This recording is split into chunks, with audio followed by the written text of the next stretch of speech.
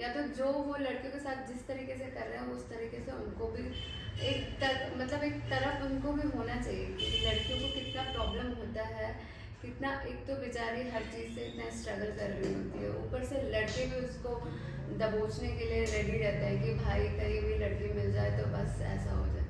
तो एकदम लड़कियों को ना मतलब सरकार को ये समझना पड़ेगा कि जैसा आप जैसे लड़कियों के साथ ये सब इतना बुरा चीज़ हो रहा है, वैसे जैसे जो भी मिले रेपिस्ट उनको हर मतलब बीच चौराहे पे ला करके उसको मारे, ताकि उसको भी पता चले और पब्लिक को भी डर लगे कि आगे भी वो करने के लिए सोचे कि भाई अगर ये सज़ा मिल रहा है तो हम ना करें वो चीज़, अगर हम पकड़े गए तो हमारे साथ भी यही हो सकता है।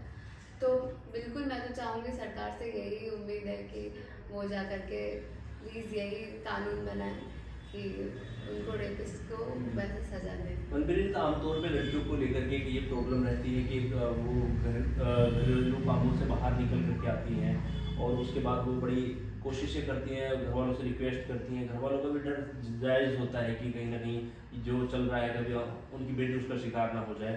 तो उसको लेकर के आपका क्या नज़रिया है, आपको क्या कहना है, गवर्नमेंट से क्या अपील है या लड़कियों को क्या सलाह है?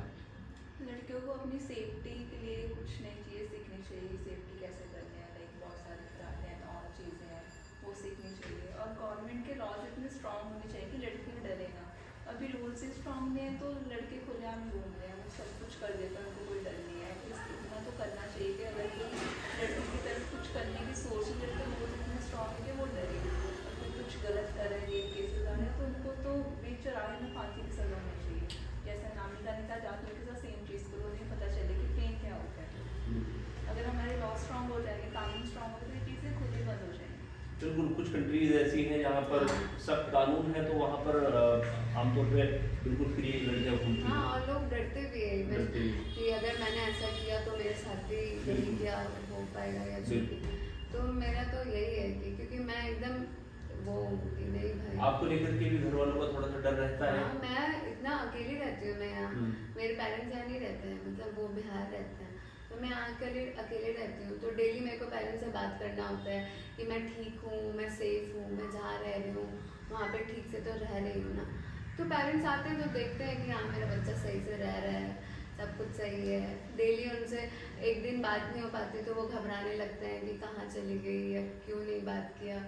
तो ये सब बहुत, क्योंकि लड़कियों के लिए सेफ्टी नहीं है तो पेरेंट्स तो थोड़ा डरेंगे ही, वो तो है। एक पक्ष ये भी है कि आमतौर पे कि ये पक्ष निकल करके आता है कि कुछ जगहों पर लड़कियां जो है वो गलत केस बना देती हैं।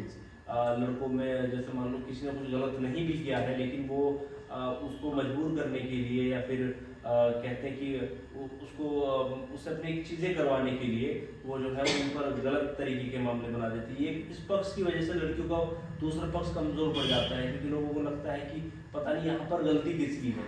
तो इस वाले फेस पे आपको क्या क्या कहना है? मेरे को तो यही कहना है कि